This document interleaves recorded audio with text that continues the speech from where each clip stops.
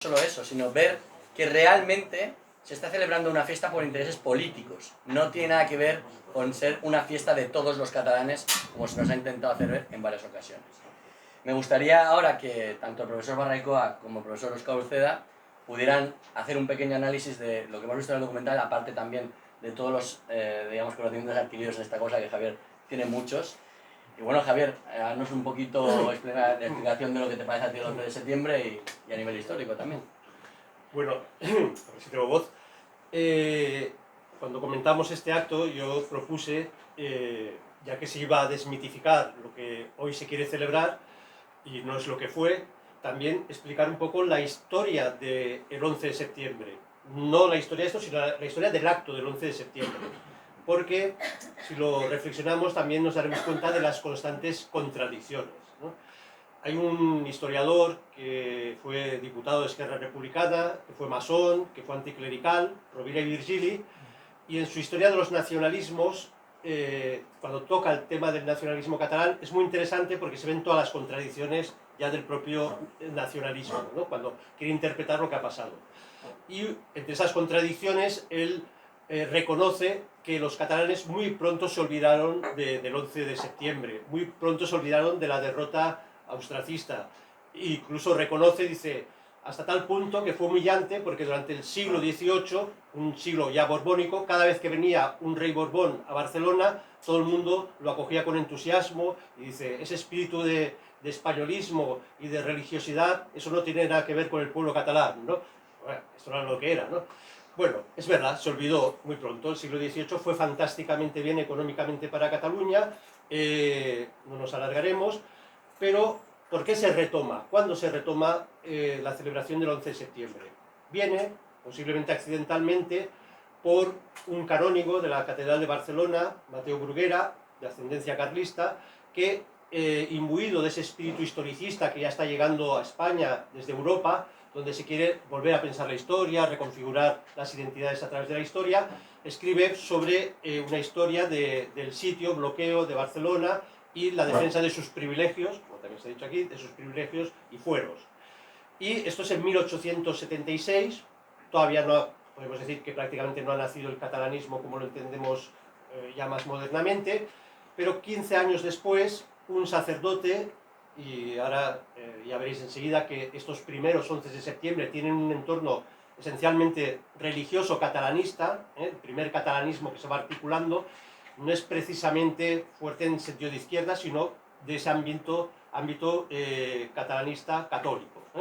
Y entonces un Mossèn Collell, un canónigo de Vic, catalanista, tiene un semanario, La Veu de Montserrat, y a partir de ahí convoca una misa en Santa María del Mar y para luego realizar una ofrenda floral en el Fossar de las Moreras, entendiendo que allí estaban, pero luego se ha demostrado que no estaban los restos de defensores de Barcelona. Bueno, esto durante varios años se va haciendo. Ya desde el principio, y aquí empiezan las paradojas, el gobierno tanto liberal en ese momento en Madrid como el Ayuntamiento de Barcelona, en la medida que los 11 de septiembre se van celebrando como un acto meramente religioso, porque se dice que los sermones van a ser en catalán, ya se prohíben. Pero esto lo prohíbe el Partido Liberal, que vendría a ser la izquierda, para entendernos. La izquierda, que ahora va de muy catalanista, se pone todo el empeño para irlo prohibiendo. Esto dura hasta 1900. En 1900, el que convocará el 11 de septiembre es un pequeño grupo espiritual, de formación espiritual, que es la Lliga de la Mare de Déu de Montserrat, organizada por Torras y Valles, cuyos elementos, miembros de esta Lliga espiritual, serán los cuadros de la Lliga regionalista. Esto es el partido catalanista por excelencia de las dos primeras décadas del siglo XX, vendría a ser como el antecedente de Convergencia y Unión. Y entonces vemos estos hombres, que serán cuadros de un partido político, se están preparando espiritualmente, una espiritualidad católica, porque es una idea de catalanismo que tenía Torras y Valles. Unos años después, curiosamente, en 1905, ya no es la Lliga Espiritual de la Mare de Montserrat que lo convoca, sino es la Lliga. Y aquí vemos cómo el catalanismo religioso, católico, catalán, el mundo católico catalanista, se va transfigurando en un partido político. De hecho, Collell, La Veu de Montserrat, que es un semanario católico, catalanista, pero católico, luego él mismo acabará dirigiendo La Veu de Catalunya, que será el órgano oficioso de la Lliga.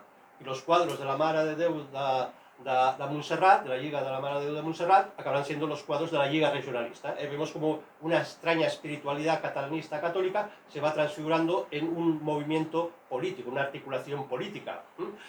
Y curiosamente también estas celebraciones van siendo prohibidas, algunas ya aparece el movimiento lerusista, los republicanos cuando tienen el ayuntamiento en Barcelona, pues el poder pues prohíben el 11 de septiembre, prohíben y van a asediar a los pobres de la Lliga, que son gent de missa, gent d'ordre y gent conservadora, y los van a atizar, y esto es una constante, es una absoluta constante. La ofrenda a Rafael Casanova viene porque en la exposición de 1888 se crea, bueno, unas esculturas, Pau Clarís y Rafael Casanova. Yo soy de la tesis que como Villarroel no hubo escultura, pues ya se olvidaron de él. Y entonces esa estatua estaba por la zona del Arco de Triunfo, y luego en 1914 un gobierno del ayuntamiento conservador, preludio del PP, es el que manda que esta estatua se vaya a la situación actual, ¿no? Entonces esto permite un peregrinaje, ofrendas florales. Yo siempre digo que los del PP tendrían que leer historia porque se podrían poner la medalla. Gracias a nosotros, aquí está, a los conservadores, aquí está la estatua de Rafael Casanova. Y así sucesivamente. Cuando llega la República, Esquerra Republicana se apodera del mito del 11 de septiembre y cada vez que la Lliga quiere realizar un acto, siempre con misa y luego ofrenda floral, pues entonces también les lanzan las hordas para boicotearlo, para impedirlo. Y cuando ya empieza la guerra, ya se ha transmutado totalmente el 11 de septiembre y se convierte en la guerra civil en un mito de la lucha del pueblo catalán contra el fascismo. De repente, todos los que hemos visto aquí en gentes del siglo XVIII, principios del XVIII, ya eran los precedentes de la lucha contra el fascismo, ¿no? Un anacronismo absolutamente brutal.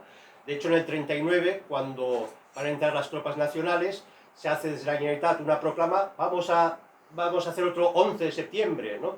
Bueno, hicieron esta proclama, llamando al pueblo a luchar hasta la muerte, y salió todos corriendo, todos los compañeros y todos los líderes, y todo el gobierno de Madrid que estaba aquí, todo el gobierno de la República ya estaba en la frontera, ¿no?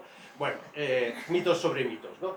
Y luego, durante el franquismo, pues este mito del 11 de septiembre, curiosamente, coinciden otra vez movimientos católico-progresistas, catalanistas, de grandes familias que habían sido totalmente franquistas, pero se están reciclando en progresistas catalanistas, y de la mano del PSUV, pues ya van celebrando el 11 de septiembre en la clandestinidad y van creando este mito actual, ¿no? Que, por cierto, nada tiene que ver con lo que se vivió. Aquí se ha dicho muy bien, pero si nos vamos a las fuentes reales, Castellví escribe son 4 volúmenes así, son las fuentes reales que tenemos del 11 de septiembre, bueno, de toda la guerra de sucesión, que, por cierto, la Generalitat se negó siempre a publicarlas, no puso un euro para que se editaran las narraciones históricas de Castellví, están todos los documentos, todas las fuentes, todos los relatos, es fantástico. Pues tuvo que ser una fundación madrileña, Elías de Tejada, la que lo editó finalmente, ¿no? Para que luego digan. Bueno, aquí se recoge, y hay que ir aquí a las fuentes, ¿no? Y entonces se recoge ese espíritu. No me voy a alargar porque no es el tema, pero el 3 de septiembre, 7 días antes de los eventos del 11 de septiembre, por ejemplo, se cuenta Castellví, cómo se reúnen los 3 comunes, esto es la nobleza, los consellers representantes del Consell de Cent y los de la Diputación. Y entonces se había hecho un novenario, aquí se ha hablado del espíritu religioso, pues sí, era este el espíritu, nada que ver con la CUP, nada que ver con la Esquerra Republicana, esto es lo que había. Si lo celebramos ahora, o reivindicamos esto, o estamos celebrando otra cosa, ¿no? Y entonces dice que se reunieron todos los 3 comunes, y después de haber hecho un nonogenario, que es 9 días de oración, pues por fin comulgaron y confesaron en público, que edificó a toda la población de Barcelona. Hicieron voto de regular los trajes de las mujeres, porque iban demasiado impúdicas, entonces había que vestir bien a las mujeres. Resolvieron privar a las casas de juegos públicos, de comedias públicas, mandaron deshacer y prohibir bailes públicos, etcétera, etcétera. Barcelona había entrado en una especie de catarsis cuasi religiosa y muy mística, entonces decían, no podemos ser una sociedad impúdica ante Dios, tenemos que luchar y aquí hay que sacarlo todo. Incluso dicen, hay que expulsar a los gitanos y a los pobres y vagabundos, que se peinen bien y que vistan bien, tenemos que ser una sociedad, una Barcelona, una ciudad decente, ¿no? Y así sucesivamente, ¿no? Y entonces hacen, digamos, públicamente retractación de haber pactado con enemigos de la fe, que eran los herejes, que eran los holandeses y los ingleses, evidentemente. Bueno, todo esto se va relatando. Hay tantos textos que nada dicen de esto, de la autoproclamación, de la autodeterminación, de la independencia. Todo lo contrario, en una carta del 20 de mayo, Villarroel escribe al pueblo, es una carta pública, es una comunicación, y dice que llama a todo el mundo a derramar hasta la última gota de su sangre, y que este ejemplo cunda hasta tal punto, dice, que en el futuro se ha de perpetuar el timbre de haber sido instrumento de la piedad divina para la libertad de toda la monarquía de España. Bueno, uno detrás de otro, todos los documentos, ¿no? Y evidentemente lo hemos oído mil veces, pero siempre hay que volver a decirlo, el pregón final, escrito en catalán, el 11 de septiembre, ese pregón llamando a filas, dice, llama a todos a fida derramar gloriosament sa sang i sa vida per son rei, per son honor, per la patria y per la libertad de toda España, ¿no? Esto es evidente, ¿no? Entonces concluyo, este era el espíritu, estos son los orígenes de la celebración del 11 de septiembre. Todavía una especie de catolicismo, insisto, muy conservador, que la izquierda ha acabado fagocitando y dándole la vuelta, pero curiosamente este Rovira i Virgili, este historiador, masón, republicano, anticlerical, dice una cosa impresionante en la historia, cuando refiere al nacionalismo catalán, dice, ¿dónde está el origen del nacionalismo catalán? ¿Dónde está el origen de nuestra ideología, de nuestro nacionalismo? Y dice, está en los ideales de la Revolución Francesa. El nacionalismo tiene su origen en los ideales de la Revolución Francesa.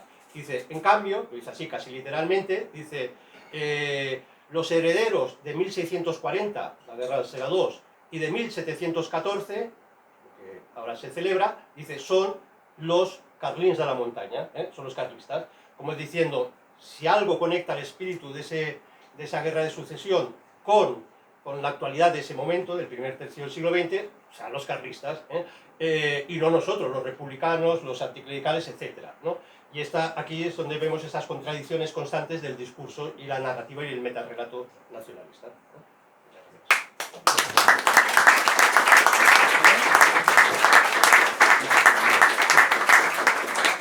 Muchas gracias, profesor.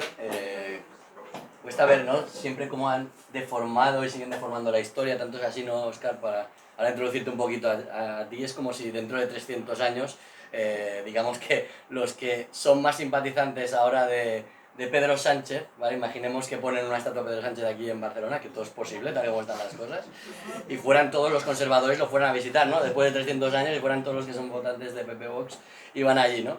Es decir, se transforma mucho la historia, se deforma muchísimo. Entonces, explícanos un poquito también cómo ves tú el análisis de lo que sería el documental y de ver cómo tú realmente crees que ha derivado esto, ya que Javier nos ha hecho una explicación excelente de lo que serían los antecedentes, pues ver un poquito cómo ha podido derivar todo esto. Pues, bueno, primero muchas gracias al público, que estamos aquí todos bien apretados, lo cual también para nosotros es un subidón de moral. Y primero quería hablar del libro de Castellví. Quisiera apuntar, antes de comenzar mi pequeña reflexión, que Francisco de Castellví fue capitán durante el asedio de Barcelona en 1713-14, defendiendo la ciudad, en la compañía de Belluters, si no recuerdo mal. Tuvo que huir, se refugió en Viena, y fue el autor de la historia vista por los austracistas, la versión oficial austracista, insisto, o sea, se supone que es el de los buenos. Lo que ha estado leyendo Javier, pues es la versión de los austracistas, de los que estuvieron allí, y evidentemente Rovira i Virgili no estuvo en el 11 de septiembre, él sí que estuvo en el 11 de septiembre. Evidentemente que esta manipulación de la historia se hace con unos objetivos políticos, que son muy sencillos.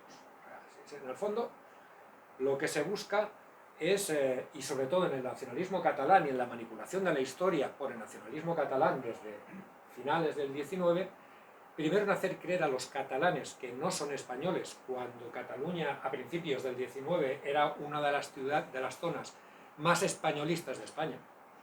Los inicios del nacionalismo a la moderna, del nuevo nacionalismo en España, en Cataluña son fortísimos, durante la guerra de independencia contra los franceses, donde hay una exaltación nacionalista española en Cataluña, y este nacionalismo español había que derrotarlo y había que hacerle creer a los catalanes que no eran españoles. Esa es la primera de los hitos que tiene que conseguir mediante esta manipulación de la historia el nacionalismo. El segundo, que no solamente somos diferentes, sino que son nuestros enemigos. Y siempre ha sido así. Por eso cogen una guerra como la guerra de sucesión, que fue una guerra de sucesión al trono, una guerra civil entre españoles, entre castellanos y castellanos, catalanes y catalanes, que cada uno defendiendo no incluso un modelo foral o no, en realidad defendiendo una casa o no, porque como bien decía también el documental, Felipe V vino aquí y juró los fueros o constituciones, como se llamaban aquí, sino que en esa guerra civil, que nada tiene que ver con una guerra de independencia, la manipula gente que es del gremio, o sea que se supone que está haciendo ciencia, y lo hace porque pone por delante su objetivo político que la ciencia. Y esto es así de triste y es así de duro, pero así se ha venido haciendo durante mucho tiempo. Por eso esas visiones que se nos han estado dando, el tricentenario fue, digamos, aquí se habla en el documental, fue casi el ejemplo del por qué ese interés en controlar la historia, porque la historia tiene una ventaja.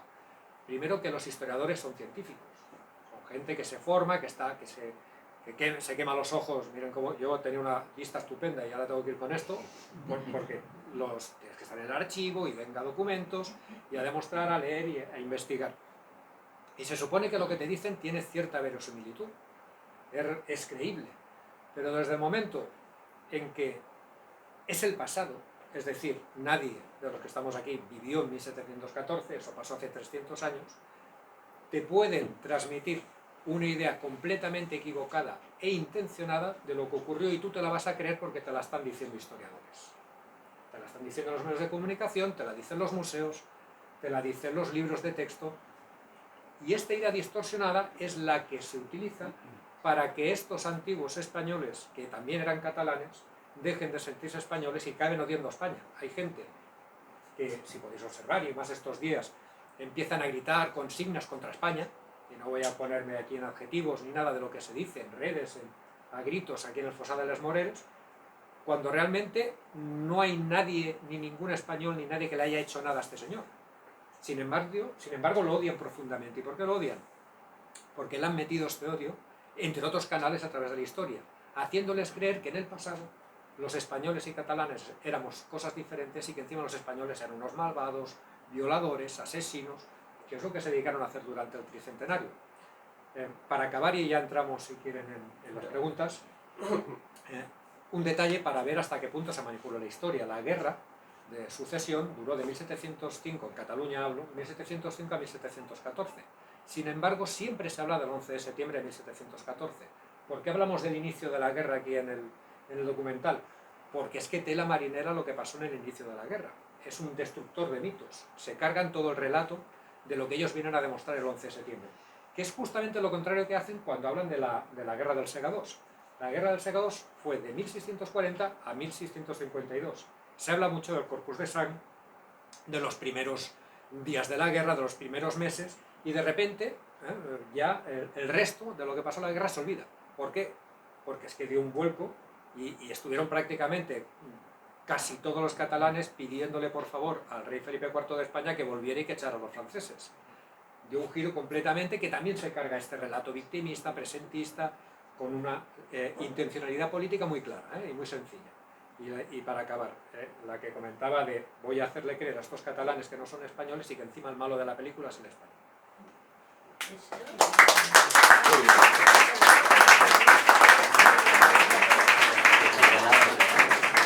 Bueno, muchas gracias a los dos. La verdad es que da gusto poder ver un documental como el que hemos visto y tener a dos personas de talante y sobre todo de la profesionalidad y del buen saber que tienen tanto el profesor Javier Barraicoa como el profesor Óscar Uceda.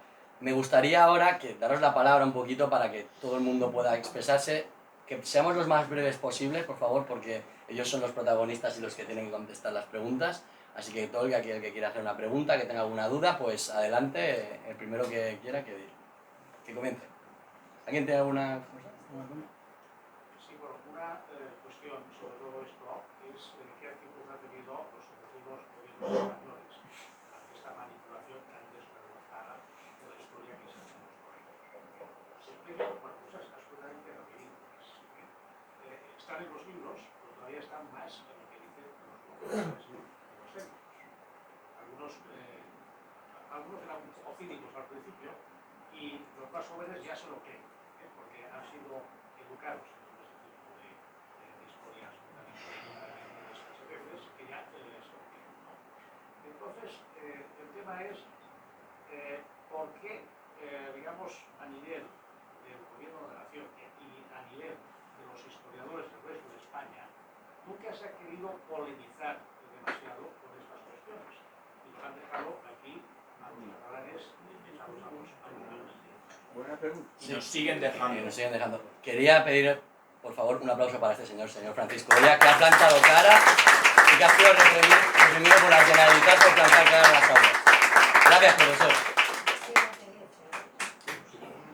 Bueno, pues realmente el otro día me preguntaban algo parecido, pero aquí las reflexiones, cuando quisieron forjar y apuntalar el nuevo Estado que se creó en Italia y en Alemania en el siglo XIX, lo primero que hicieron es controlar la educación y controlar la historia de los colegios.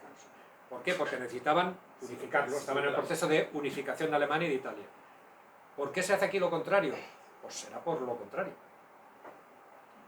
Que sea una previsión hecha desde el año 78, yo creo que no. Que lamentablemente se cedió, confiando en esos momentos en que los separatistas iban a contentar, o los nacionalismos iban a contentar con una autonomía, cuando en realidad, como su palabra indica, lo que se busca al final es la independencia. Será ahora, será de aquí 10 años, será de aquí 50, y por eso les han dejado hacer. Mientras se lo dejen hacer, no solamente va a pasar esto con Cataluña, sino que está pasando con el resto de las autonomías españolas, que donde no había nación se está creando una, ¿no? Y donde no había lengua también se están inventando una, y están copiando el modelo. O sea que estamos, yo creo que en un proceso, ¿no?, de desintegración paulatina, lenta, por ahora incruenta, de la nación, precisamente por ceder en cosas como estas. ¿Por qué? Por intereses políticos a corto plazo. Y ya está, así de fácil, así de triste. Por controlar la pasta. Pero viene por eso. ¿Por qué? Si yo controlo el poder político, controlo la pasta. ¿Qué necesito para controlar el poder político y la pasta? Pues 7 diputados porque el sistema electoral está votado así. Pues le voy a dar esto y el que venga que se lo coma. El que venga más adelante. Pero estos 4 años van a ser para mí. Y esto es tan sencillo y tan triste como esto, pienso yo. Sí, puede haber una maldad a distancia, o sea que lo ha diseñado todo esto desde el principio, pero sobre todo lo que pesa es la cortez de miras y el cortoplacismo. Bueno, desde Pujol, por ejemplo, lo tenía muy claro desde el minuto 1. Sí, ya sí, sabía por dónde eso. quería llegar. Estuvo. Y el PSC es el que lo tuvo claro. El PSC también. El PSC es el que Algunos lo del tuvo PSC estoy convencido. Y Aznar luego.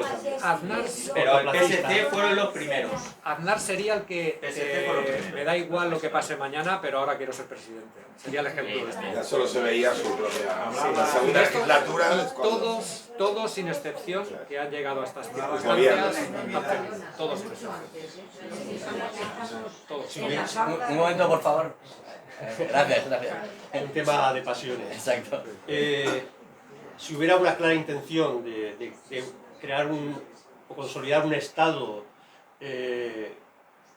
como en su momento fueron los nuevos estados de las naciones del siglo XIX, Alemania, como Italia, etcétera, pues el Estado español hubiera reaccionado con esto, ¿no? Y sería muy fácil. Montas una reválida de tal forma que para llegar a la universidad tengas que aprobar una reválida de historia y te venga un señor de Extremadura a ver qué has aprendido y cuando cuentes la historia diga esto es suspendido, usted no entra en la universidad porque esto no es, pues el Estado lo conseguiría. Pero yo creo que el propio Estado español no tiene ese instinto de supervivencia. Yo creo que estamos en una especie de suicidio colectivo, no sé por quién dirigido, pero que es muy efectivo. Vamos, lo sorprendente es que todavía sigamos. Sí, ¿No? sí. Esto es lo sorprendente. Que haya Pero espacios bueno. ahí. ¿Alguien más quiere preguntar? Quería saber, ¿nadie ha tenido suficiente valor para parar el proyecto 2000? ¿Esto fue el principio de todo o ya venía de antes? Venía de antes, pero se le da forma con el proyecto 2000. Es en el momento en que se pone negro sobre blanco, donde se crean equipos de trabajo, donde se empieza a trabajar y continúan trabajando. Continúan trabajando, hay gente. Yo tengo el programa 2000 y tengo también el listado de los primeros grupos de trabajo y hay nombres conocidos y algunos están todavía a pie del cañón cobrando y haciendo su trabajo. O sea, que es en el momento que se le da forma, que se va cumpliendo, y se está cumpliendo ahora, o sea, continúa, si no ha parado el ritmo, gobernando el partido del PSC. No, Pero es no que es significa por el haya- PSC todo. O sea, es que es todo por el Todo. PSC. Además, o sea, es el PSC, Todo lo que ha pasado por el PSC. el PSC juega con la ventaja en que está, pero dice que no. Esa es Que la le diferencia vota con a los la gente otros. que no son separatistas, Exacto, que eso es exacto. lo más grave de todo. Exacto, pero a estas alturas del cuento deberían saberlo ya, pero bueno, así estamos. Le siguen votando. Sí, sí. Siguen votando. Si no, ¿quieres decir algo al respecto? Vale, el chico aquel que me había preguntado, luego tú. Bueno, yo al final quería preguntar que, bueno, por toda la cuestión como Prat de la Riba, al final es una figura dentro del catalanismo que, o sea, él mismo viene a representar toda esa generación de empresarios de la misma época, que digamos que al final que se forraron en ese siglo XVIII, que al final de tanta bonanza económica, en esa época de felipismo, con Felipe V, después de todas las reyes borbones. Entonces, él agradece precisamente a Felipe V, o sea, bueno, o sea, a los reyes borbones todo el tema de esta pujanza a nivel económica de la burguesía catalana. Entonces, y también el hecho precisamente de preservar el derecho civil, porque si luego comparamos con la monarquía británica, eso no se respetó ni en Escocia ni las pequeñas diferencias que habían allí, o sea, tal cual, se borró toda la basura, por así decirlo. Entonces, yo quería preguntar, porque o sea, a veces tenía como una pequeña pregunta que no sé si leía algo en algún sitio, si habían propuestas de catalanes, de que una vez ya había pasado todo el tema de la guerra de sucesión, si había alguna propuesta de volver los fueros o alguna cosa así, ¿Pero cuándo? antes de las guerras carlistas, luego y tal. 18. No, no, porque lo que hace Felipe V, que en principio los historiadores catalanistas o nacionalistas dicen que es una opresión, es organizar el catastro. Entonces, esto en principio parecía que era para organizar el sistema impositivo, que lo era, pero a la postre fue muy beneficioso para Cataluña, porque lo que ocurre en el siglo XVIII, que desde la Edad Media, las famosas pestes, Cataluña, comparado con Castilla, tenía un déficit poblacional brutal.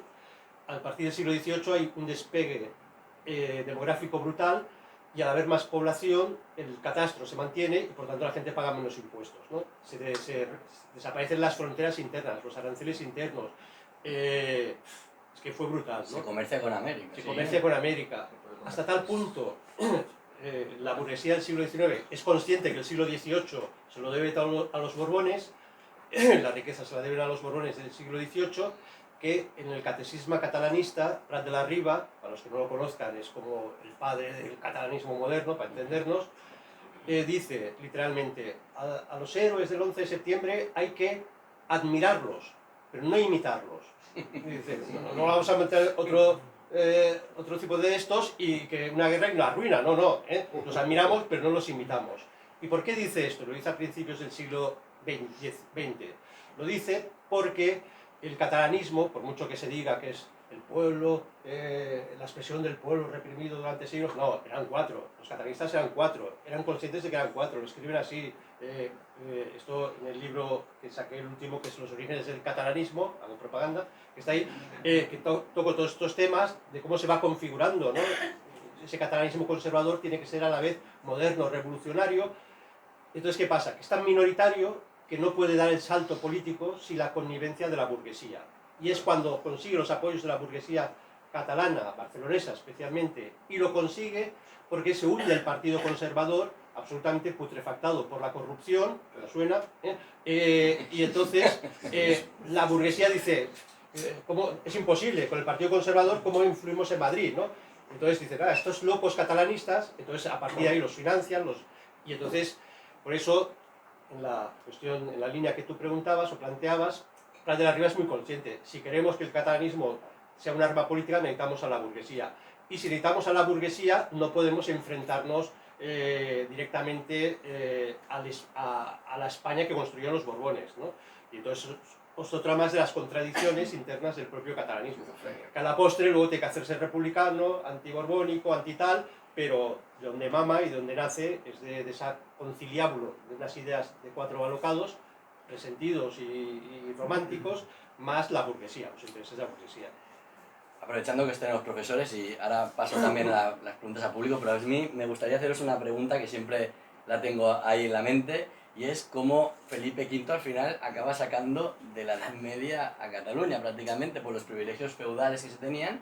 Y también deciros que también un buen amigo nuestro y escritor, que es Jesús Lainz, escribe El privilegio catalán, cómo hay un despegue económico cuando no está, aunque no tengan nada que ver, la Diputación del General y luego la Generalitat de Cataluña, como los catalanes en ese momento realmente tienen una bonanza económica en ambos periodos.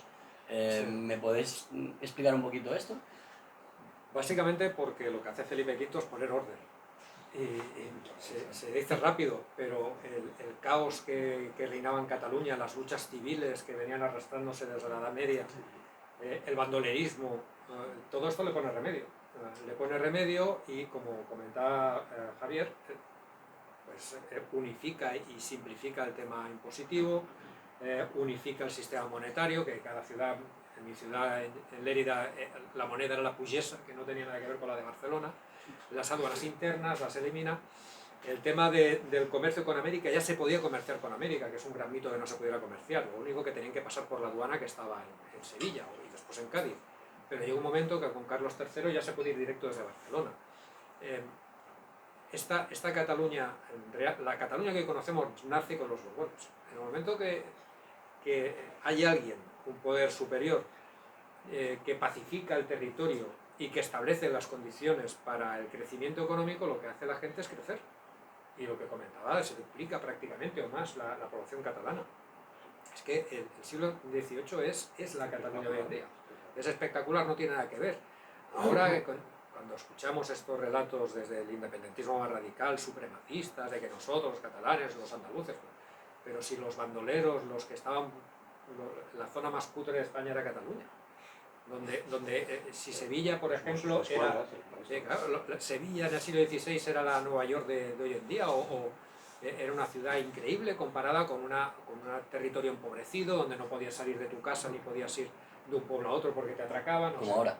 Como ahora, o sea, no, es una degradación. ¿No? Y lo que pone, como decían los Mossos de Escuadra es, una vez acabada la guerra, quedan unos remanentes de los antiguos migueletes, que también se comentaba aquí. Y con Franco, en 1950. Sí, esto lo recupera Y después. con Franco.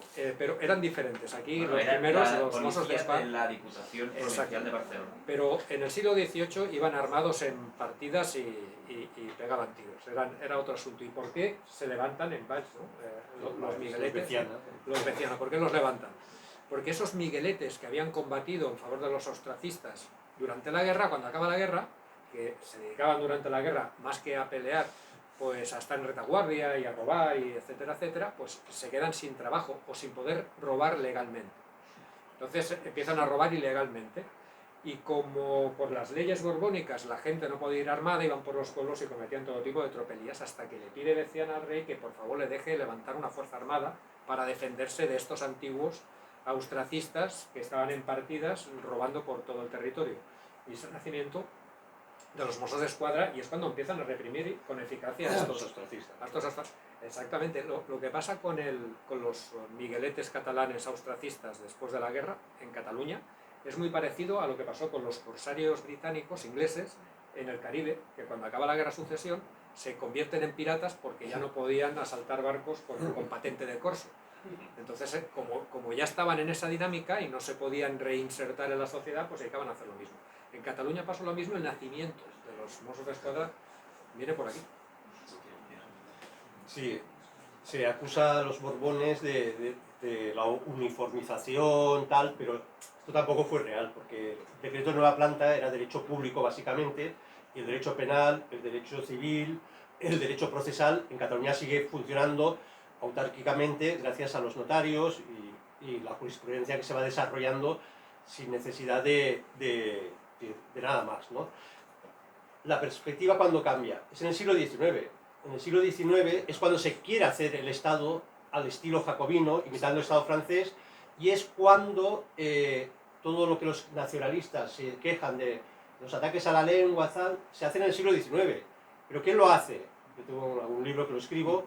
Todas las leyes que se hacen en el siglo XIX contra el catalán, o digamos a favor de la imposición del castellano, viene de la izquierda, del Partido Liberal y de ministros que están todos testificados como masones, porque su ideal era vamos a crear un Estado con una sola lengua, con un solo código civil, y eso viene a raíz del Código Civil, de la unificación. La unificación del Código Civil en España no viene por Felipe V, viene en el siglo XIX, a finales del siglo XIX, cuando una vez ha fracasado la Primera República y se crea el régimen de la Restauración, conservadores y liberales, pues especialmente los liberales son los que insisten que hay que unificar. Y esto es verdad que hace que el catalanismo sea muy militante por el tema del Código de Derecho Civil. Con una excepción, con una interpretación que nunca se dice, yo la propongo en mi libro, puedo hacer propaganda, porque los catalanistas, que eran católicos muchos, o católico-catalanistas, aunque católico-liberales, porque estaban muy enfrentados a los carlistas, a los tradicionalistas, porque ese afán de defender el derecho civil catalán frente a un nuevo derecho civil que viene impuesto por el Estado central. ¿Por qué? Entonces yo entiendo que la explicación es la siguiente, porque todos los que defienden, todos los católicos, incluso liberales que defienden el derecho civil catalán, como Mañé y Flaqué, bueno, toda una serie de gente, los regionalistas que se llamaban, tienen la percepción de lo que fue el intento de Código de Derecho Civil de la Primera República, en la cual se impone ya el divorcio, ¿vale? Entonces para los católicos decir, ostras, a ver si o sea, el derecho civil, claro, el derecho civil catalán era claramente de ascendencia medieval y por tanto lo que llaman el heteropatriarcado estaba más que reflejado en el derecho civil, pero la gente lo veía como connatural y propio con su religión, ¿no? Y de hecho, por eso en los primeros textos catalanistas, ese lenguaje medieval es muy latente y van contra la idea moderna de un hombre, un voto, ¿no? Entonces proponían que se votara por familias, ¿no? Como los juegos, ¿no? Las viejas formas de votar, ¿no? Que no votara uno, sino individuo, sino una unidad, una célula, una familia, ¿no? Bueno, y esto en el fondo es la resistencia al centralismo, pero porque hay una comprensión, una cosmovisión, en ese momento religiosa, no digo que tenga que ser así, pero lo era, ¿no? Y ahora la lucha contra el centralismo la confunden, es el fascismo, no sé qué, no, si fueron ustedes, o sea, fue el uniformismo, lo intenta la izquierda. Otra cosa es que fracasa y luego vienen esto, el PSC, todos los movimientos nacionalistas de izquierdas, ¿no? Que intentan como reconfigurar ese sentido no centralista, que en el fondo, ellos ya lo saben, es crear centralismo, ¿no? Porque al final, ¿qué es la autonomía de Cataluña, sino un nuevo centralismo, ¿no? O sea, esto es evidente, ¿no?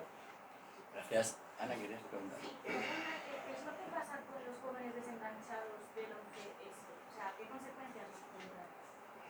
Casi mejor curso. Tú eres político. Bueno, si quiere que responda. Yo creo que ya los jóvenes se han dado cuenta, ¿no? De esta farsa. Sí. El otro día, voy a hablar de unas palabras de... ¿Sabéis Jordi Rovirosa? Un locutor que siempre ha narrado los partidos de baloncesto, muy catalán, de la independencia. Decía una cosa muy sintomática, ¿no? de los jóvenes. Decía que el catalán había perdido la batalla en la calle. Ya los jóvenes no hablaban, sin embargo gozaba de muy buena salud en la administración, que es donde pagan.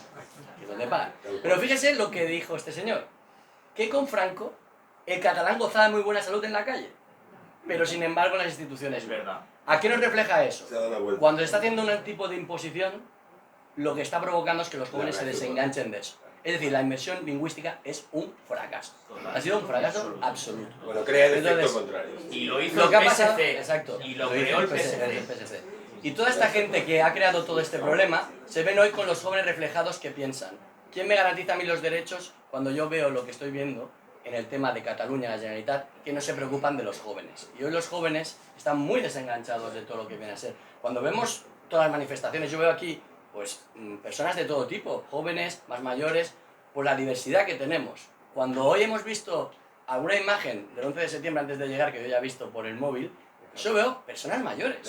Personas mayores que están ahí agarrados a digamos, como una especie de fe, ¿no? Han sustituido un poco un optimismo ya que han sustituido mucho, digamos, hemos sido en Cataluña una región muy católica, y muchos han sustituido ese catolicismo por el separatismo. Total. Y ahí es donde vemos, donde muchos realmente han abandonado esa causa. Entonces yo creo que los jóvenes, Ana, tenéis una esperanza muy grande, y es que veo que cada vez hay más unión, hay más reconocimiento de nuestra bandera, de nuestro país, Y a mí eso me alegra profundamente, ya que sobre todo en los barrios más populares ya todo el mundo se está dando cuenta que la izquierda perdió el relato, que el separatismo ha perdido el relato, y yo espero eso, que ese desengancho continúe, porque realmente en estos años de Procés los 11S que se han hecho estaban hiper mega subvencionados, y hoy, a pesar de que era una desinflada absoluta, tenían a todos los medios ahí. ¿Por qué? Porque tienen los recursos. Por eso es importante ver que los jóvenes, pues poco a poco, se van desentendiendo de esto, y gracias a conferencias tan humildes como esta de aquí con el profesor Barraicoa, con el profesor Uceda, desinteresadas prácticamente porque los recursos son los que son. Yo les animo desde aquí que se unan a Somatemps, que se unan a Historiadores de Cataluña, con una pequeña cuota, con una pequeña aportación, con lo que puedan, porque realmente son asociaciones que no reciben absolutamente nada, frente a unas asociaciones como las del ANC y todo, que dice, no recibimos dinero público. Claro que nos hace falta porque vuestros entramado ya lo recibe constantemente, y los están hiper mega subvencionando, mientras aquí tenemos asociaciones como Somatemps, Historiadores, que prácticamente no reciben un duro de nadie y se están aguantando y siguen aquí guerreando absolutamente. Para mí eso es patriotismo, para mí eso es la patria que realmente refleja totalmente lo que es España, y abogo para que los jóvenes sigan manteniendo y sobre todo no perdamos. Hay mucha gente que no tiene fe en los jóvenes, pero están más educados de lo que piensan, y yo estoy convencido que vamos a dar un vuelco en los próximos años, y que todo esto que hemos vivido aquí en el proceso era una pasadilla. Sí que es verdad que tenemos alguna apuesta, algún rebrote con Alianza Catalana o alguna, digamos, corporación de partido que se está haciendo, pero yo pienso que eso ya son los últimos cartuchos y eso depende de todos nosotros. Así que yo abogo que por favor apoyéis las causas, apoyéis a estos historiadores valientes que han dado la cara en el peor momento del procés, también como el profesor Francisco Oya. Todos que han estado ahí merecen toda nuestra gratitud. Desde mi punto de vista también decirle mucha ayuda a Dolça Catalunya, que realmente nos ha ayudado mucho a todos y realmente nos ha apoyado mucho. Y nada, os animo a seguir ayudando aquí, apoyando estas causas, y estos pequeños actos que hacemos, pues que no dignifican. Hace cuánto, Javier, hacíamos discursos o hacíamos algo y habían 10 personas y tal, pero mira, está el empezar a reventar, y porque no lo tengo más grande, seguro que vendrían muchos más. Un año me pusieron fire en la entrada. O sea, que imagínate, ¿no? Así que apoyar todos los actos, las jornadas que hace Somatemps, que son increíbles, las jornadas que intentaremos hacer también con Historiadores de Cataluña. Y nada, pues que muchísimas gracias por venir. No sé si queréis decir alguna cosita más, ¿tenéis alguna pregunta? Gracias a vosotros.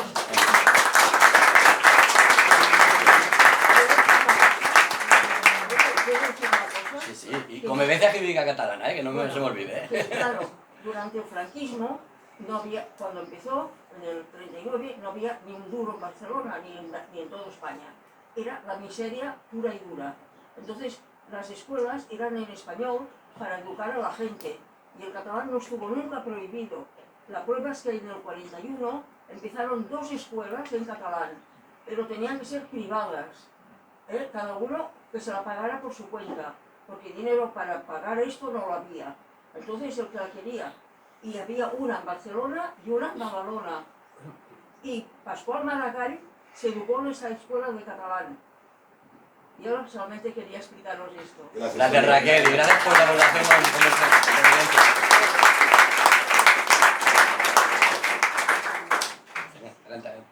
Sí, sí, sí. Usted.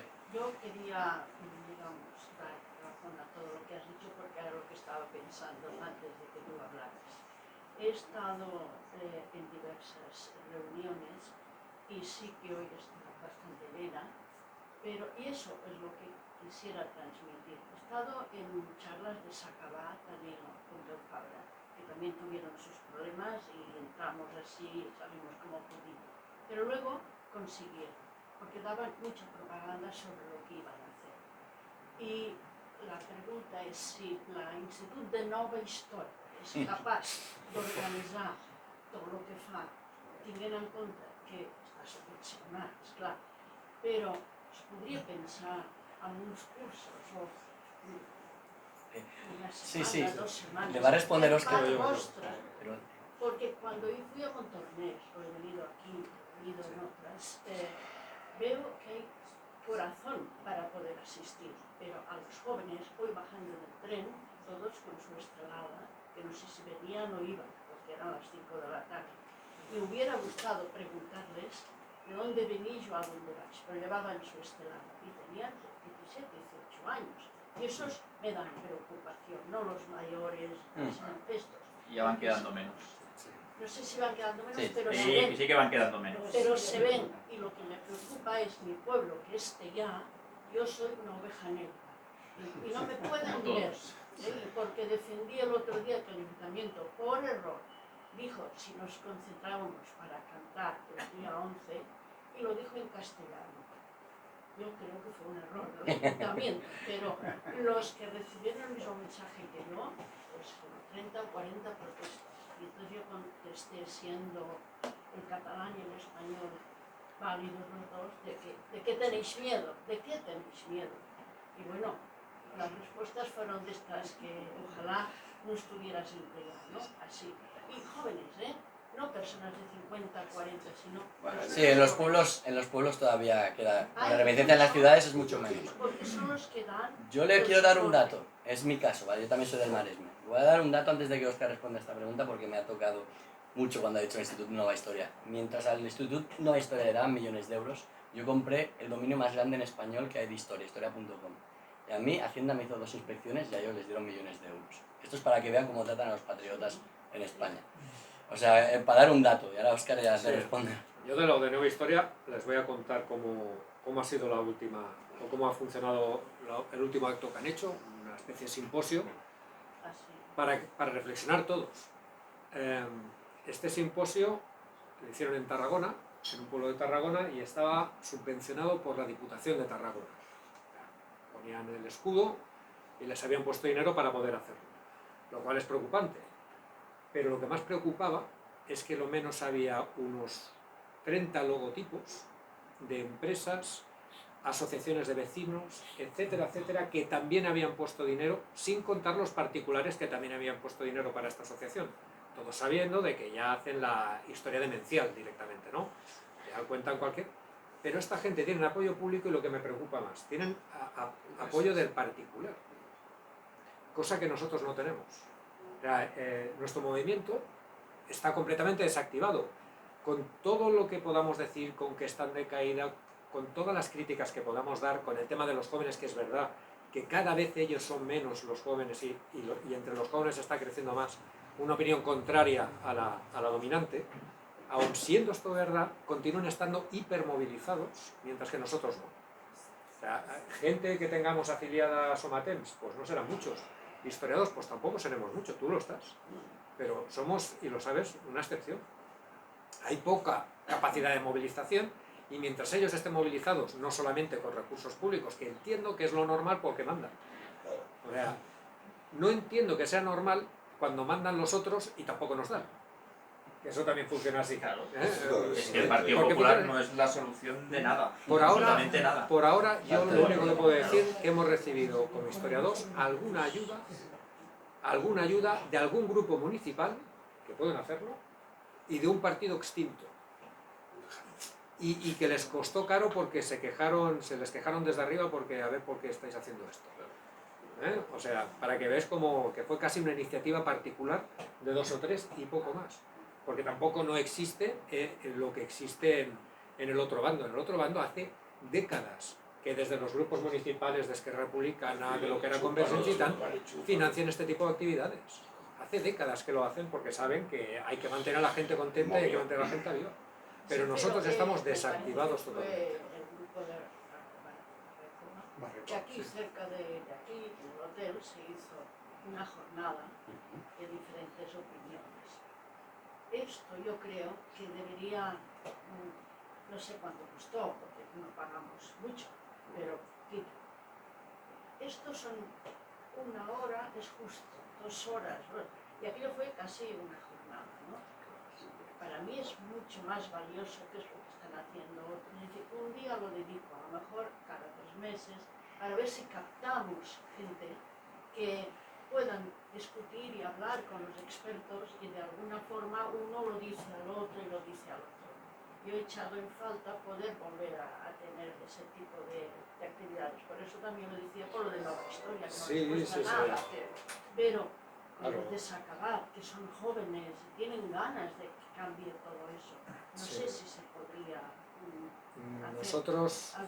Nosotros hicimos unas jornadas que duraron casi medio año en Golferix, después hicimos Pasa que estas cosas valen dinero. Valen dinero, tienes que traer a ponentes. Si quieres hacerlo bien, pues traíamos gente de Sevilla, traemos gente de primeras espadas. Esto vale dinero porque esta gente no te va a venir gratis. Esta gente va a querer comer, va a querer dormir, va a querer que le pagues el tren. Y al final nadie te ayuda.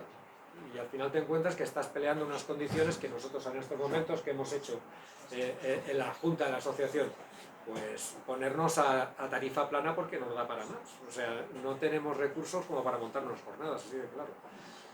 Que podemos, y lo hemos hecho y lo hemos intentado, ir picando puertas, buscando en fundaciones, buscando en tal ayudas, pero no hay manera. Y más ahora, que ahora parece que como han perdido, que es el discurso oficial de que ya no hace falta, pues ya. Pues pasamos a dos últimas preguntas, Sí. o tres, pero ya está. Seamos breves, por favor. Sí, Señora. yo, o sea, organizar cosas para los jóvenes y todo esto, pues siempre es positivo y está bien. Pero yo creo que actualmente cuenta mucho la espontaneidad. Y doy el ejemplo personal mío. Yo tengo un nieto, un solo nieto, de 18 años, y en la familia hemos hablado siempre catalán, ¿no? Y yo, pues espontáneamente, catalán y español. Bien, pues mi nieto, de una forma espontánea, ha introducido el español entre nosotros. Entonces, una familia de catalanes, que lo tenemos documentado pues desde el siglo XVII, aquí siempre en Cataluña, que hemos hablado de puertas para adentro espontáneamente en catalán, mi nieto y yo actualmente, y por impulso de él, estamos hablando en español. Y mi nieto votará Vox. Y todos sus compañeros de universidad.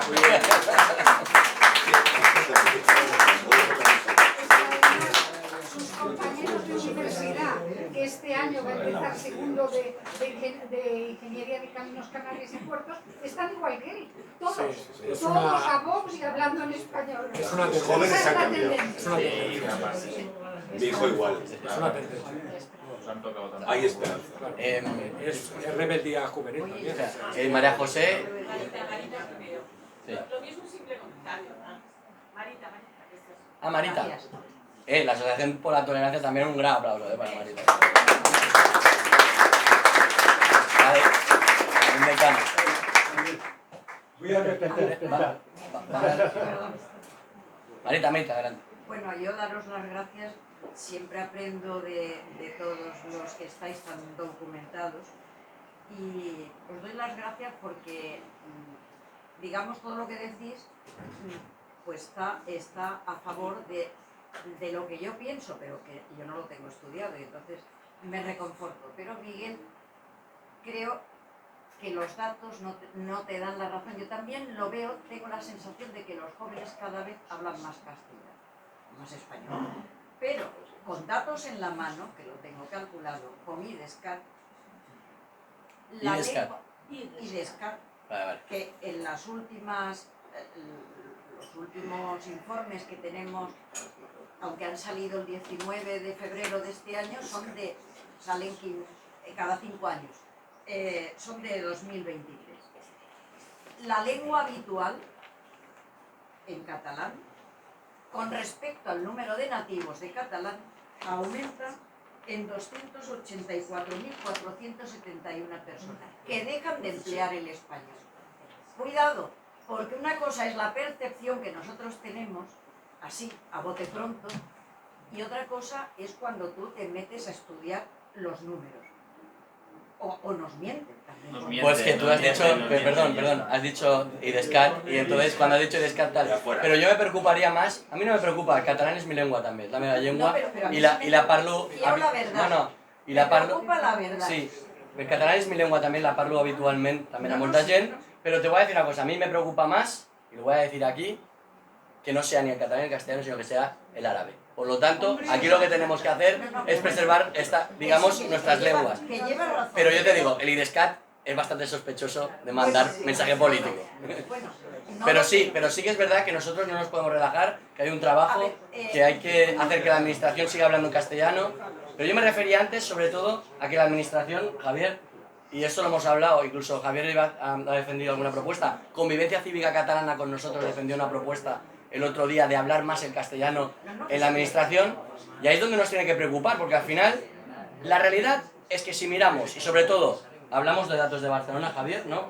Más en la ciudad, el castellano es mucho más utilizado en Barcelona que el catalán. Sí que es verdad que en otros lugares, digamos, la percepción, en lo que viene a ser la zona de más provincias, Óscar lo conoce bien la realidad, sí que es verdad que hay más catalano parlante, pero yo te diría una cosa, yo creo que hay bastante castellano parlante también. No, sí, yo analizo los datos. Sí, sí. Y entonces, y me interesa la verdad, yo quisiera que los hispanohablantes no renunciaran a su lengua, porque en mi familia yo tengo ejemplo contrario a lo que dice esta señora. Sobrina, hija de mi hermano, de mi cuñado, todo, bueno, en fin, hispanohablante. Ella ha cambiado de lenguas y a sus hijos le habla exclusivamente en catalán, con el marido en catalán, los dos hablan en catalán con sus hijos. O sea que, a ver, que tenemos que ser más fieles a nuestra lengua cuando somos hispanohablantes y sobre todo en espacios públicos. Ese es mi mensaje, que no nos confiemos. Mira, cuanto más imponen, la gente más reacciona a lo contrario. No es del todo verdad. Bueno, nada más. Gracias, gracias Marita, que no. Tranquila. No, sí. No puedes hacer nada. Vale, nos queda prácticamente 2 minutitos para ir cerrar, que Óscar se tiene que ir a Lérida. El doctor Barraicoa es presente, el último día de curso, aquí y en este mismo lugar, tuve que hacer una puntualización. Todos los idiomas, todas las lenguas, dialectos, el de sordomudos, el de ciegos, los chasquidos de África, etc., los del norte, del polo norte, todos son muy respetables. Claro que sí. Claro que sí. No he terminado. Todos los idiomas. No es el idioma, es lo que hay detrás del idioma. Y ya termino. Yo prefiero que se diga, lo sé en catalán, no lo sé en vascuence, que se diga Visca Catalunya, Viva Déu, Viva la Verge, que no digan muera España, muera Dios, muera la Virgen. Es lo que hay detrás del idioma. Después, ya lo último, hay que tener, porque por ahora, y tan hispano es el catalán, como hispano es el gallego, todos son idiomas hispanos. Pero una Todos. cosa es la No hay que hacer la diferencia, que no terminamos. Y al decir castellano, fue un gol que metieron la sobrerepresentación catalana del Jordi Soler Turà y el Roca Ñuñez en los padres de la Constitución. Un gol que metieron con el castellano, contra la opinión de los dos senadores reales, Camilo José Cela y Julián Marías. El castellano yo lo he oído y lo he entendido un poquito, porque nosotros no estamos hablando castellano, estamos hablando español o catalán, estamos hablando un idioma hispano. Solamente lo hablan, y lo he oído en 3 o 4 ocasiones, en Israel, en Jerusalén, a los judíos sefarditas. En Salónica, a mi consignatario, soy Marino Mercante, a mi consignatario, al final nos entendimos en castellano, yo en español, nos entendíamos, muy trufado, por cierto, el castellano, por las incursiones que han hecho en los diversos países cuando ¿cómo se llama?, la diáspora, y en una sinagoga, o 2 o 3 veces, una sinagoga en Nueva York, que estaba al lado donde yo me hospedaba un YMCA, ¿no? Pues fui 3 o 4 veces, y también me dijo uno de los judíos de allí, que había himnos o canciones o algo así, 2 en castellano. Y lo he visto escrito, que antes había una publicación en castellano, con K y con diferente grafía, en un semanario que había, luego fue mensual y ahora no sé si ha desaparecido. Y se publicaba y también se podía adquirir aquí. Entonces, no perdamos la batalla de lenguaje, por ahora la vamos perdiendo. Si ya, para diferenciar, si parla en catalán, hay que decir, no sé hablar catalán, no entiendo, sé leer perfectamente. Hay que decir castellà, molt bé, castellà, català, ¿usted qué parla? Castellà, català, muy bien. Pues, pero ya cuando pasamos al idioma español, que también español es el catalán como el español, no nos confundamos, pues ya no hay que decir, qué sé yo, Girona o Lleida. Si estás hablando en español tienes que decir Gerona o Lleida o generalidad. Sí, señor, muy bien. Gracias. Ya para terminar, María José, y con María José acabamos.